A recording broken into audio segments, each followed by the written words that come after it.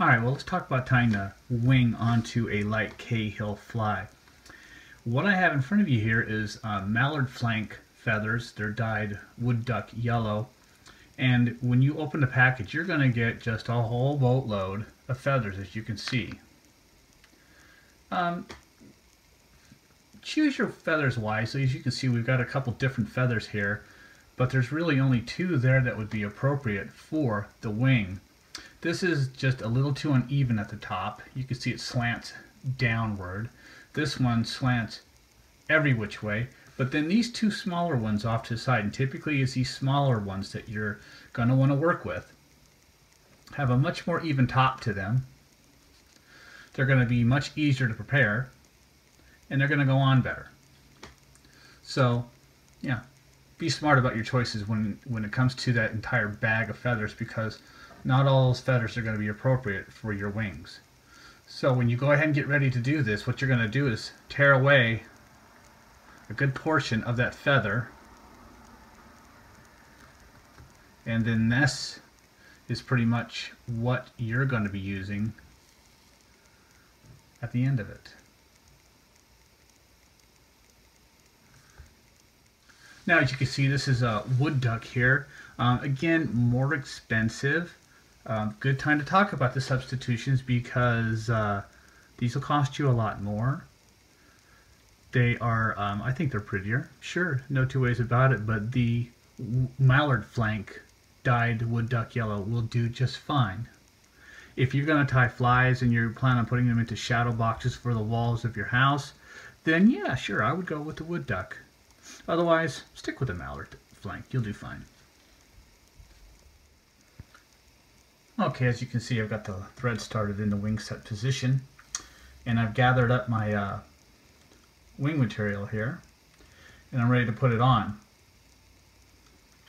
Now, one thing you'll notice is I've got a very small amount of thread out from the bobbin.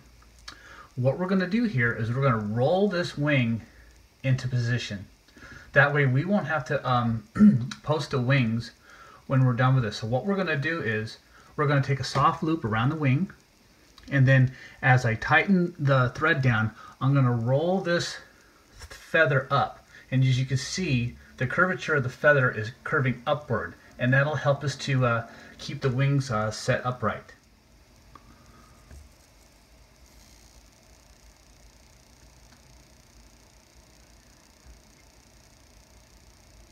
And I roll that wing right up into place there, just like that. Now, if the wing is a little bit long, I can just kind of draw it down a little bit there, just like so.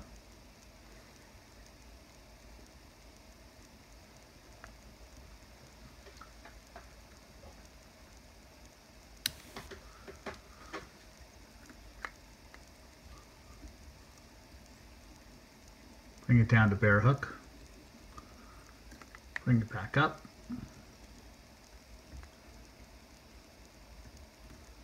Take some wraps in front of the wing.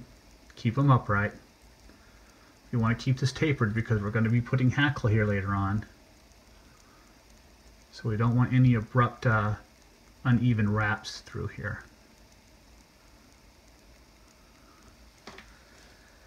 Alright, now what we can do here is just basically take half of the wing this way, take half of the wing that way. Now what you want to do here is come back to the middle, just like that, and you're going to start doing figure eights. And I'm going to be right behind the wings each time I do this, just to separate those two wings apart. And right in front of the wing, and you are done. So again, as I bring this around to see it, you can see that there is no reason at all that if you use the rolled wing technique, you will not have to post these wings whatsoever.